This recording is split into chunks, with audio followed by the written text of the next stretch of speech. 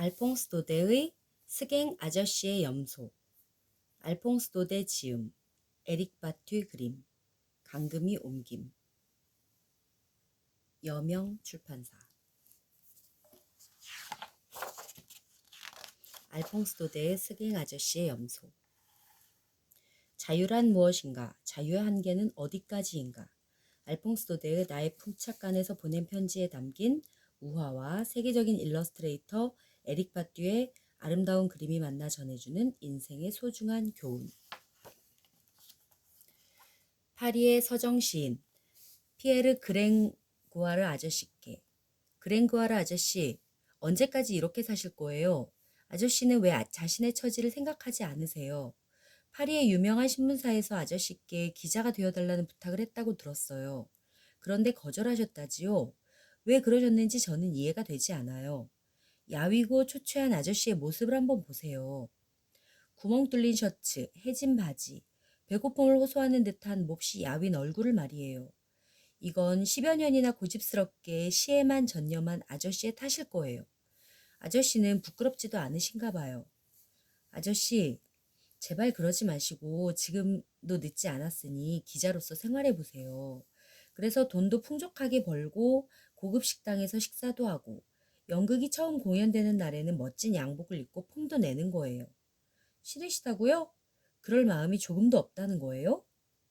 정말 아저씨는 마음 내키는 대로 자유롭게 살고 싶단 말이군요. 그렇다면 아저씨, 제가 스갱 아저씨의 염소 이야기를 들려드릴게요. 잘 들어보세요.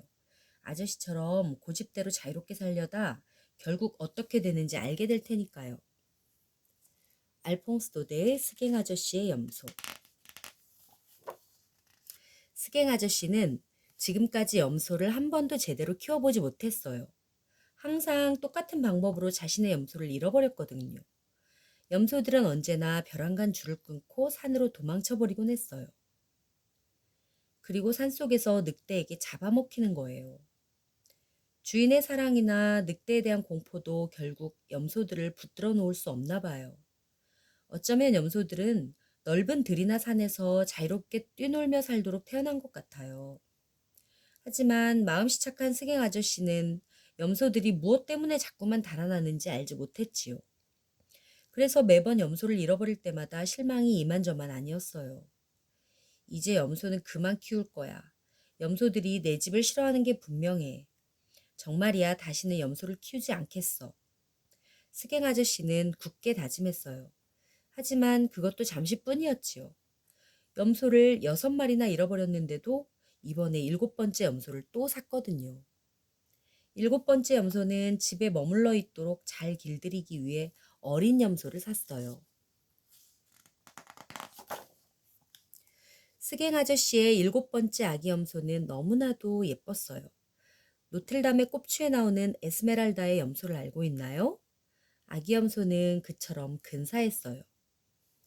순한 두 눈, 멋진 턱수염, 반들반들 윤기 나는 발굽, 늘씬하게 잘 빠진 반다령 뿔. 게다가 탐스럽고 부드러운 새하얀 털은 어찌나 길던지 강중강중 뛰어다닐 때면 소매 없는 큼직한 코트처럼 너울거렸어요. 그리고 얼마나 순한지 솔질해줄 때도 얌전히 있었고 밥그릇에 발을 넣는 일도 없었어요. 또 젖을 짤 때도 꼼짝 않고 가만히 있었지요. 스갱 아저씨의 집 뒤에는 아름드리 나무로 둘러싸인 풀밭이 있었어요. 스갱 아저씨는 그곳에 아기 염소의 보금자리를 마련해주고 예쁜 이름도 지어주었지요. 블랑케뜨. 정말 사랑스러운 이름이지요. 게다가 혹시나 블랑케뜨가 실증을 낼까봐 가장 경치 좋은 곳에 말뚝을 박고 줄도 길게 매주었어요. 이따금씩 블랑케뜨가 잘 있는지 살펴볼 때마다 스갱 아저씨는 매우 기분이 좋았어요. 블랑케뜨가 매번 맛있게 풀을 뜯어먹고 있었거든요. 드디어 우리 집을 좋아하는 녀석을 만났구나. 하지만 스갱 아저씨의 이런 생각은 보기 좋게 빗나가고 말았어요. 블랑케뜨도 서서히 실증이 나고 있었던 거예요. 어느 날 문득 블랑케뜨는 산을 바라보면서 생각했어요. 저곳은 여기보다 훨씬 살기가 좋을 거야. 아름다운 꽃덤불 속을 마음 놓고 자유롭게 뛰어다닐 수 있다면 얼마나 좋을까? 아, 내 목을 죄는 이 줄만 없다면 저곳으로 갈 수 있을 텐데. 나귀나 소에게는 울타리 속에 이런 풀밭이 어울리겠지만 나에겐 마음껏 뛰어다닐 넓은 공간이 필요하단 말이야. 이런 생각이 들자 울 안에 있는 풀은 아주 맛이 없어져 버렸어요. 그리고 모든 것이 귀찮고 마음에 들지 않았습니다. 그래서 블랑케트는 점점 야위어 갔고 젖의 양도 줄어만 갔어요. 게다가 목을 죄고 있는 줄을 하루 종일 잡아당기며 산 쪽을 향해 슬픈 목소리로 매 우는 모습은 정말 애처롭기까지 했어요. 스갱 아저씨는 블랑케트가 예전과 많이 달라졌다는 것을 느꼈지만 그 이유는 알 수 없었습니다. 그러던 어느 날이었어요. 스갱 아저씨가 아침 젖을 다 짜고 나자 블랑케트가 애처로운 목소리로 말했어요. 아저씨, 저를 산으로 보내주세요. 더 이상은 못 참겠어요. 제발. 오, 하느님. 스갱 아저씨는 너무나 기가 막혀 말문이 막혔어요. 뭐라고? 이 녀석 날 버리고 산으로 가겠다고? 네, 아저씨, 제발 보내주세요. 여기에 있는 풀이 모자라서 그러는 게냐? 아니에요, 아저씨. 그럼 목의 줄이 너무 답답해서 그런가 보구나. 줄을 더 길게 해주면 되겠니? 그럴 필요 없어요, 아저씨. 그렇다면 뭐가 필요한 거니? 네가 필요한 것을 말해보렴. 저는요, 그저 산에서 살고 싶을 뿐이에요. 이런 철부지 블랑케띠야. 산에는 늑대가 있단다. 늑대를 만나면 어쩌라고 그러는 거니? 제 뿔로 받아버리죠, 뭐.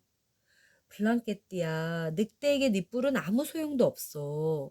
너보다 더 큰 뿔을 가진 염소들도 모두 잡아먹혔단다. 너도 알지? 작년에 여기에 살았던 나이 많은 르노드 말이야. 숫 염소처럼 힘이 세고 성질도 고약했던 르노드도 밤새도록 늑대와 싸웠지만 결국은 늑대에게 잡아먹히고 말았단다. 르노드 할머니가요? 정말 안 됐군요. 하지만 전 괜찮아요. 아저씨 저를 산으로 보내주세요. 스갱 아저씨는 몹시 화가 났어요. 도대체 왜 염소들은 다 산으로 가려는 거지? 결국 늑대에게 잡아먹히게 될 것을 알면서도 말이야. 안 되지. 그럴 순 없어. 네가 뭐라고 하든 나는 너를 보호해야 할 의무가 있어. 줄을 끊고 달아날지 모르니까 이제부터는 널 축사에 가두어 놓고 길러야겠다. 스갱 아저씨는 블랑켓들을 어두컴컴한 축사에 가두고는 문을 꼭꼭 잠가 놓았어요. 그러나 불행하게도 스갱 아저씨는 축사의 창문을 닫는 것을 잊고 말았어요. 아저씨가 집으로 들어가자마자 영리한 블랑켓뜨는 열린 창문을 통해 도망쳐 버렸습니다.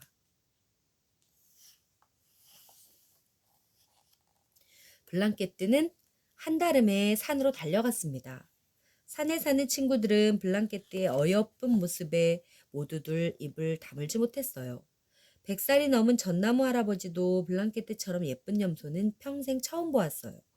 모두들 블랑켓뜨를 마치 공주님처럼 반겨주었지요. 밤나무는 가지 끝으로 남아 살짝 블랑켓뜨를 쓰다듬고 싶어 몸을 숙였어요. 향기로운 온갖 꽃들도 블랑켓뜨가 지날 때마다 꽃을 활짝 피워 꽃향기를 듬뿍 풍겨주었고요. 산 전체가 온통 블랑켓뜨를 위한 축제 분위기였습니다. 블랑켓뜨는 너무나 행복했어요. 목을 감고 있는 줄도 없고 자기를 메어 놓을 말뚝도 없으니 말이에요. 그리고 그 어떠한 것보다 마음에 드는 건 민들레처럼 맛 좋고 연한 풀들이 끝없이 널려 있다는 거였어요. 스갱 아저씨의 집 울타리 안에 있는 풀과는 비교도 할 수 없을 정도였으니까요. 또한 아름답게 언덕을 수놓은 온갖 꽃들과 코끝을 간지럽히는 향기로운 꽃향기가 블랑켓뜨의 마음을 황홀하게 했어요. 행복함에 도취한 블랑켓뜨는 풀 속에서 뒹굴기도 하고 네 다리를 하늘을 향해 들어올리기도 하고 언덕에서 굴러 내려오기도 하는 등 너무나 신이 나서 어쩔 줄을 몰랐어요. 그러다 블랑켓뜨는 갑자기 벌떡 일어나 힘차게 달리기 시작했어요. 머리를 앞으로 쑥 내밀고 울창한 숲을 지나 벼랑 위로, 때론 계곡 아래로, 높은 언덕으로 이곳저곳을 어찌나 빠른 속도로 뛰어다니는지 마치 산속에 스갱 아저씨의 염소가 10마리도 더 있는 것처럼 느껴졌어요. 블랑케뜨는 그야말로 세상에 두려울 것이 하나도 없었습니다. 물보라치는 커다란 급류를 만나도 주저하지 않고 한 번에 껑충 뛰어넘었고, 그러다가 새하얀 털이 물에 젖으면 넓은 바위 위에 누워 햇볕에 말리는 거예요. 높은 언덕 위를 뛰어오르던 블랑케뜨는 언덕 아래를 내려다보았어요. 저 아래로 스갱 아저씨의 집과 작은 풀밭이 보였지요. 한참을 내려다보던 블랑케뜨는 큰 소리로 웃기 시작했어요. 어찌나 많이 웃었던지 배가 아플 지경이었어요. 아, 내가 저렇게 작은 곳에서 살았다니. 그동안 어떻게 견뎠을까? 블랑케뜨는 자신이 저렇게 작은 곳에서 생활했다는 게 너무너무 신기했어요. 그리고 자신이 세상만큼이나 커졌다고 생각되어 괜히 우쭐해졌습니다. 블랑케뜨는 높은 곳에서 내려다보면 세상의 모든 것들이 작게 보인다는 사실을 모르고 있었으니까요. 어쨌든 블랑케뜨는 정말 기분이 좋았습니다.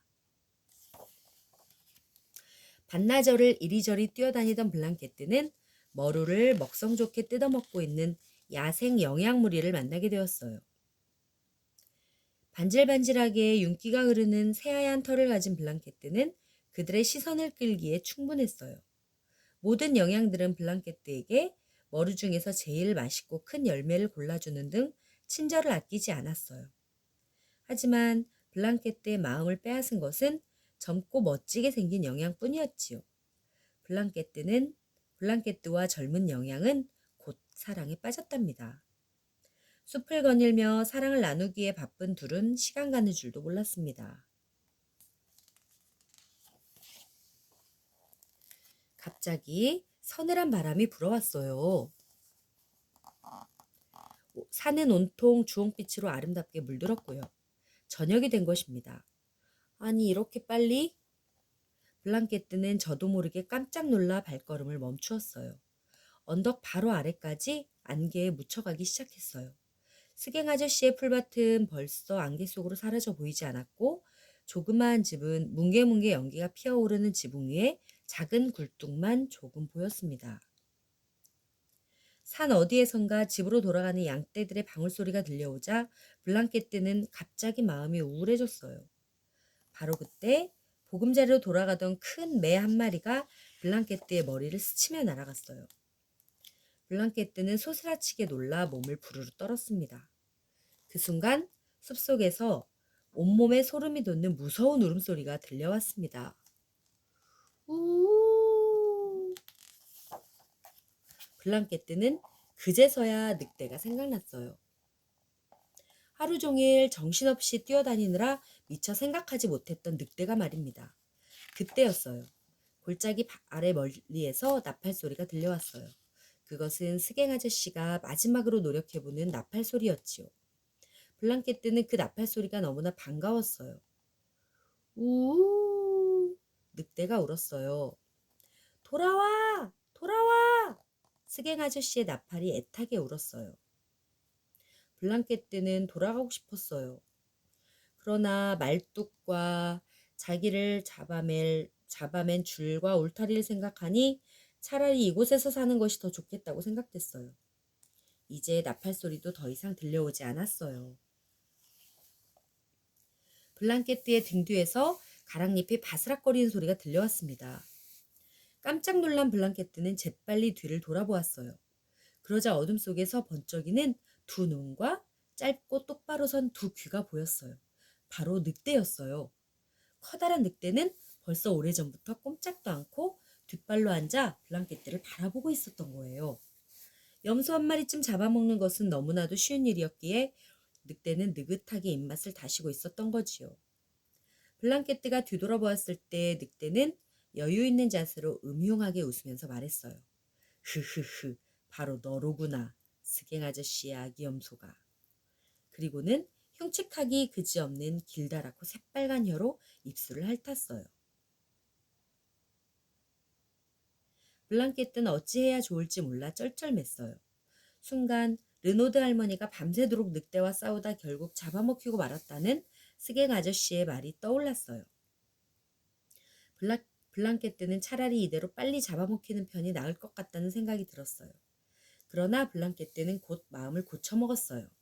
작지만 단단한 자신의 뿔로 힘닿는 데까지 늑대와 싸우리라 결심을 했거든요.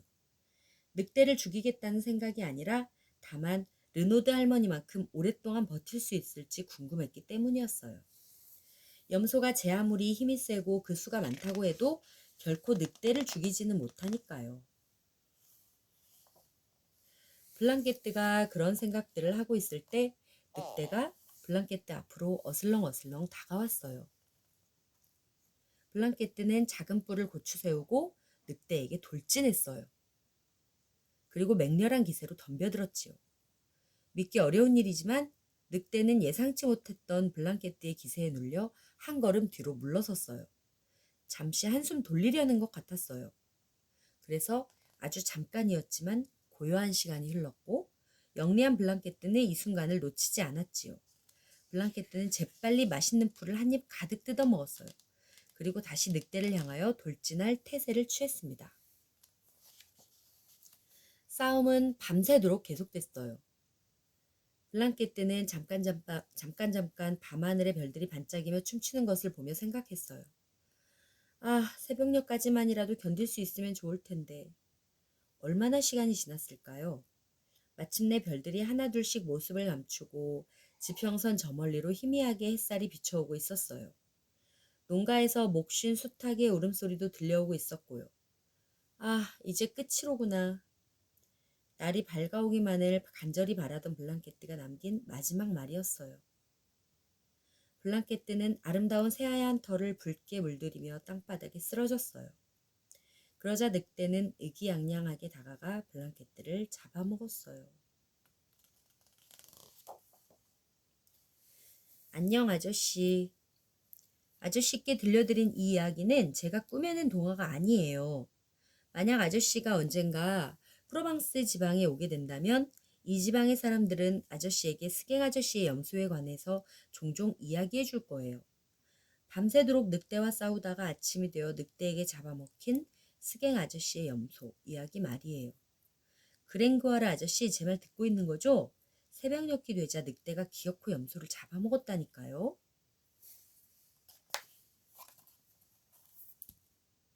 끝.